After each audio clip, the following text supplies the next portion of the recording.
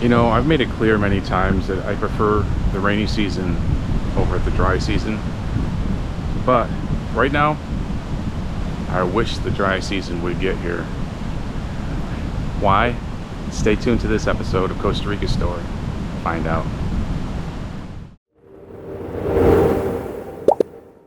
I've already done a couple of videos on why I like the rainy season over the dry season or the tourist season.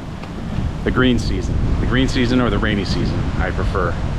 But this year, it's been a lot different. This is my second rainy season, my second green season. And last year, it was nothing like this year. This year we got so much rain and so many people were put out of their homes, so many businesses were ruined that it's been insane. For instance, right behind me, you may think that's a swamp behind me, but that's a road. That's where I ride my bicycle. Well, I used to ride my bicycle. Like this time last year, I could ride my bicycle through there. It was a little bit wet, but I could still ride my bike through there. There's absolutely no way anything other than a really high 4x4 or a boat could get through there right now. And during the dry season, there's no water there at all. It's just dry. Hopefully we'll get to that point again soon. I'm down here in Bahia, and that's right there is Parque Nacional Marino Ballena, and that's the beach right there. It's just within a stone's throw. You cross that fence, you're on park property, and you can't be unless you've got a ticket, and you can't bring a bike there. So right here, there's a road. It used to be a road that connects over to the Flutterby house. This comes down by the second entrance to the whale tail, and it's a beautiful little bicycle ride through here. And right now it's so inundated with water that there's no way you could possibly navigate this, like I say, unless you're navigating with a ship. But you know, that's just the inconvenience for me. That's not talking about the human tragedy of the houses that were down here. There were several houses through here, and they weren't fancy houses. They were cabins, and they were very minimum. But families lived there, and I always envied them because they weren't fancy houses, but what better place to live, so close to the beach and beneath all these beautiful Guanacaste trees. So what happened was, with all the rain that we got, with all the rain that we got, the roots of the Guanacaste trees was compromised, and the ground was, and the trees fell over. Some of them crushed some houses. The roots came up, and actually there's one house there where the roots are actually lifted the house up. And not only that, the water level is so high you can't live there. It's like living in a swamp. I saw somebody's actually putting a tarp up there. I'm not sure if they're going to try to reclaim the spot or what, but there was a family that lived right here that used to they had a coconut water concession right by the second entrance, and they're not here anymore. And there's probably at least 3 or 4 other houses here that the people had to leave because the trees came down and crushed the houses. So it's really sad to see. So hopefully with the dry season, all this out here will dry out, and over here where the house was, let's take a walk over here where there was a house here. I always used to ride by here and make sure to respect their chickens and not run their chickens over, and their dog used to always bark. But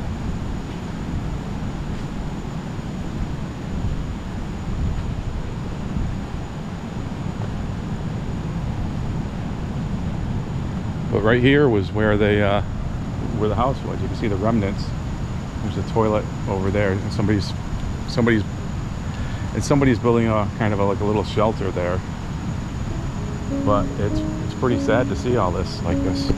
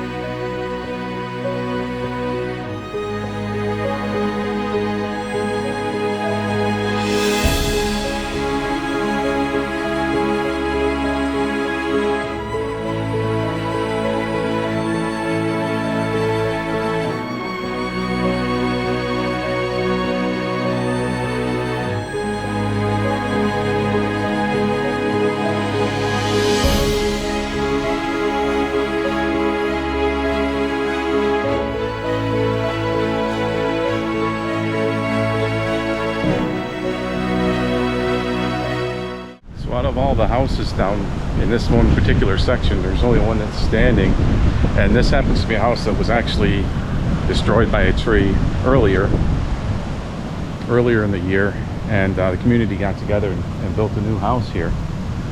So that house is still standing, fortunately. But when these trees come down, they're so huge, and the rain saturated the ground so much that the ground could no longer support the trees.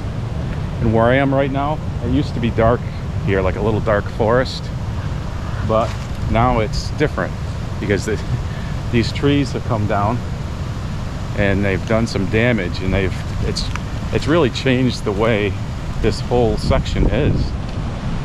Not just for the people that lost the homes, but it's just a whole different place now.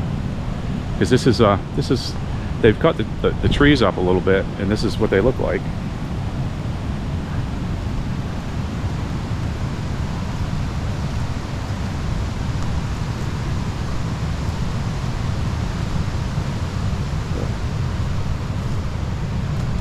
But this is what happens when the roots are just in ground that's so saturated. It can no longer hold up these gigantic trees. So people's lives are literally upended here. But yeah.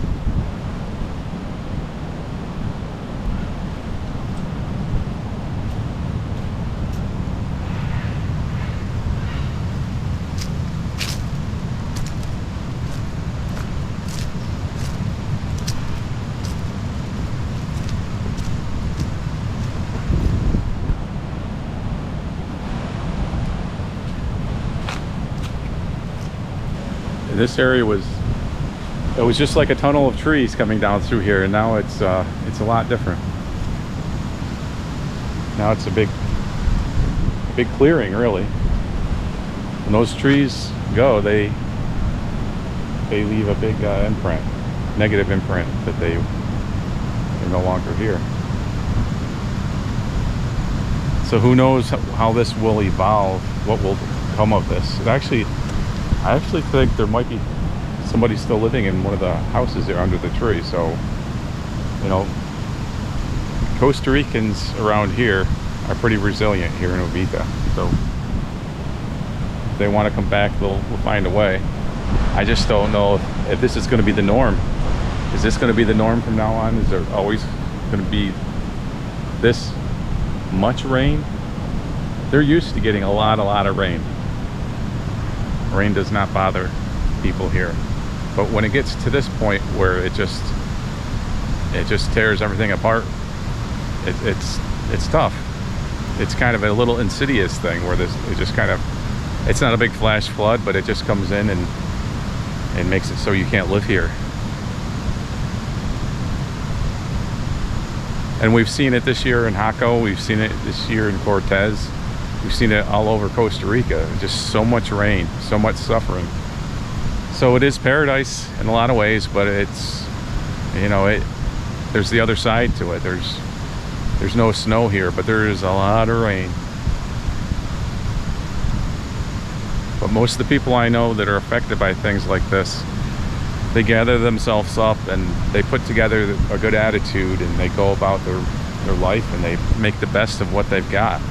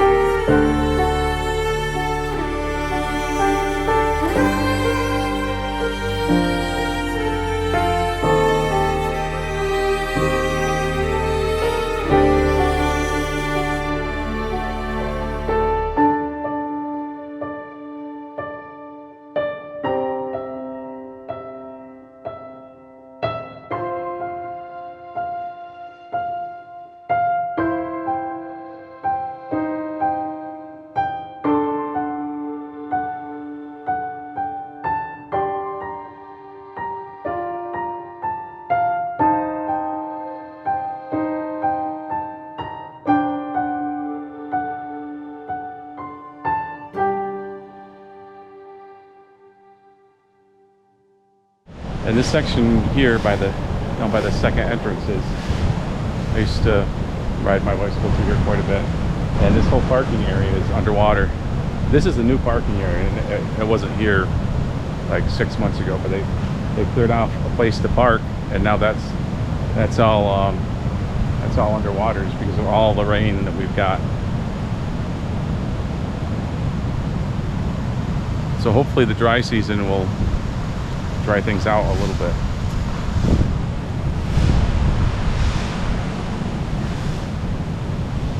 So as you can see, there's a lot of water out there, but actually this whole road behind me, yesterday this road had water flowing over it. So that gives you an idea of how much rain there's been. Because we had a serious heavy downpour yesterday or the day before, and it was coming down like crazy.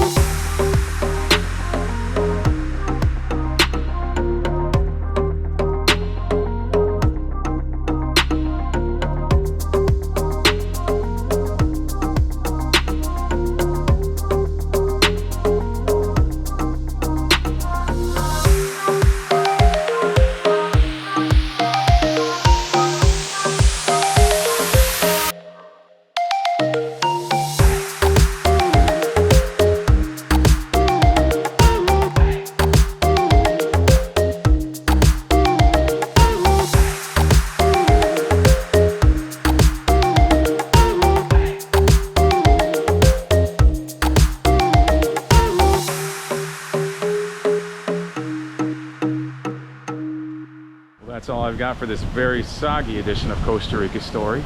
Make sure you like if you liked it, subscribe if you want to, but most importantly, make sure to share this with a friend. Let them know Costa Rica Story is here. Hasta luego.